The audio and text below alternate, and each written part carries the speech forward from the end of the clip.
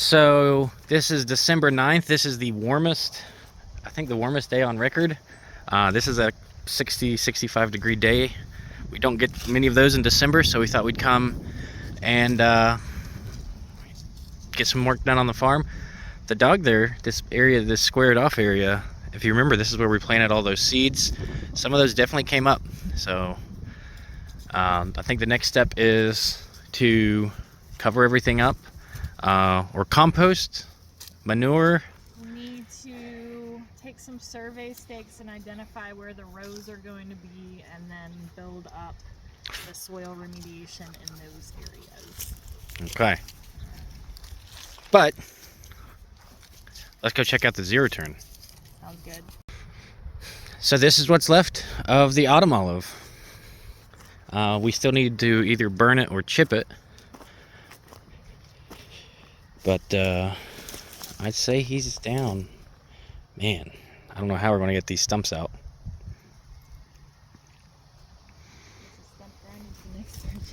Are you happy, Newbie? Are you happy?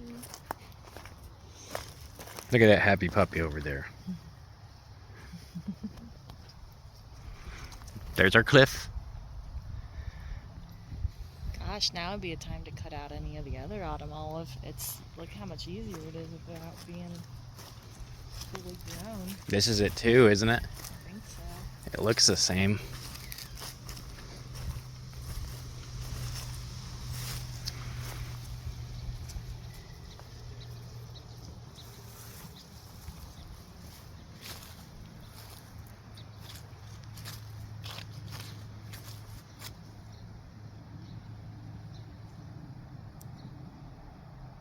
This is a Husqvarna. So this is our Husqvarna 1942. It has been a lovely machine. However, it is too small for all this. So we picked up a used Bobcat zero turn. This is what we've got. This is I believe it's a 61-inch Bobcat zero turn. Check out Facebook Marketplace, Craigslist, that sort of stuff. People, when they are ready to upgrade, they just give these away. It's got a welded deck, I think 6 something cc motor, and runs great. However, I did drag it 1,000 miles to get it here, and I think it's a combination of that, and I originally had a ratchet strap here going over because I really didn't want it going anywhere. And the fuel tank rubbed. I tried to glue it, and unfortunately I don't think you can really glue plastic tanks. I know they make the tank repair weld putty, but that stuff specifically said will not work on plastic tanks. So we just ended up ordering a new one. It wasn't that much, about $100. I think it was 150 shipped and taxes and everything. Whee! But let's compare it to the old mower.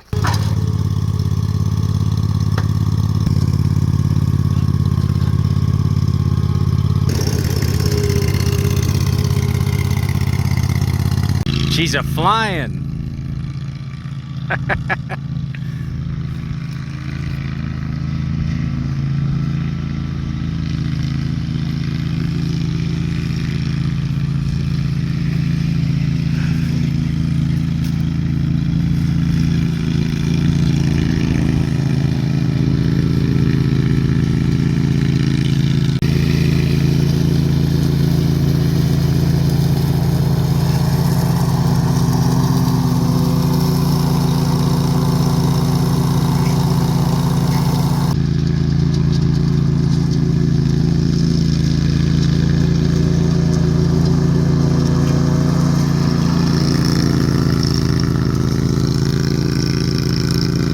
We also got this wood chipper.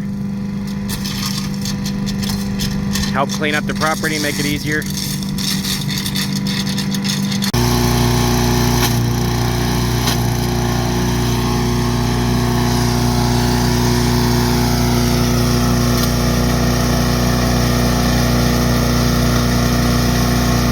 Bender found some water.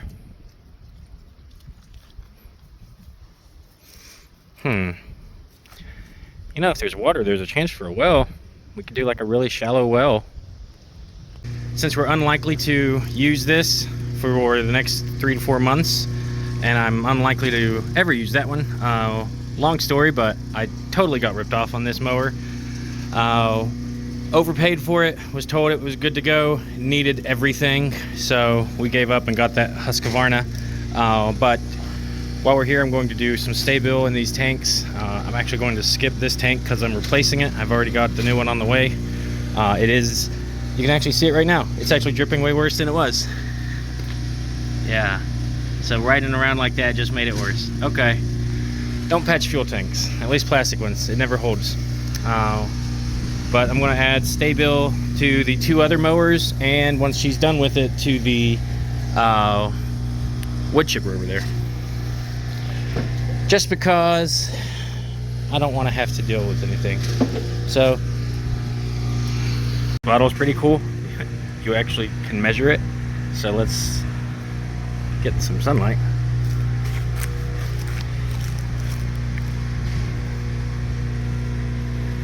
So let's measure us out 1 ounce.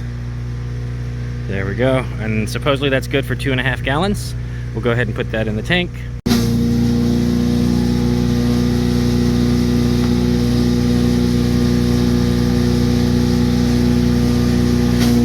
It's cool how it's a one-way valve built in there because I can still fill it up. Now the directions do say it's only good for 2 years, so I went ahead and included a date, but I could probably look at my own video if I didn't. But it actually says to avoid, no, it says to run engine for 5 minutes after adding product. So we'll go ahead and do that. I'm just going to turn that mower on. Yeah, and that's the equipment winterized. I probably won't film doing the chipper because she's still using it. I won't film doing the chipper, she's still using it, you can hear it. But it's coming along, we're just prepping for winter now.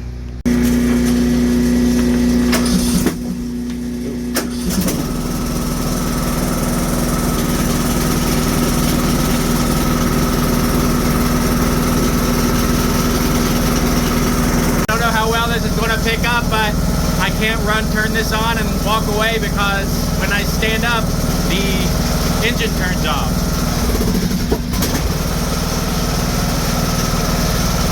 So I guess I'm just going to stay here for a minute. And finally, right now, we're just dropping off the trailer.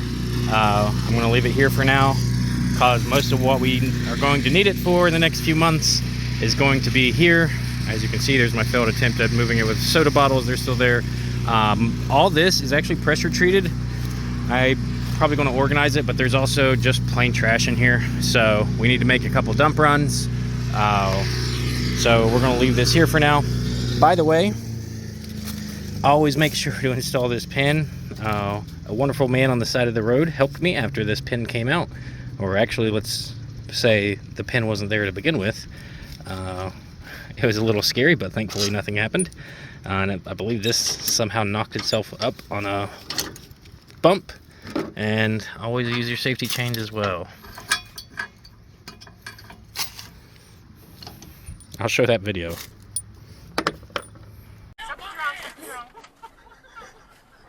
Someone called it after I'm making red rocks. Well, besides the fact that he was down 3 sons after the Pawpaw murders, Randall McCoy's timber operation... What you doing?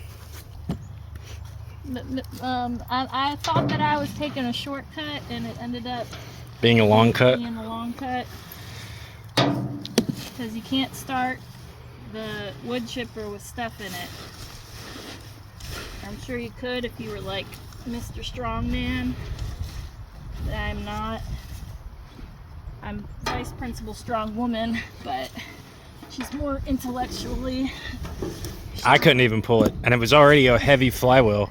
That's probably one of the heaviest pull starts I've ever experienced. The only good thing is you can like get multiple runs at it.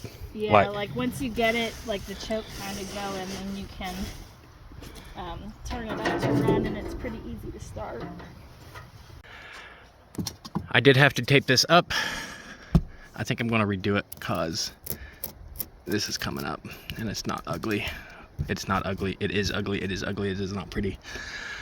but the fan's too useful to get rid of. This is my sweaty wife. Thank you. I'm realizing just how ridiculous this solar is for this setup. Well, we were going to get just 3, but they were only $100 a piece, so we said, why not get 4?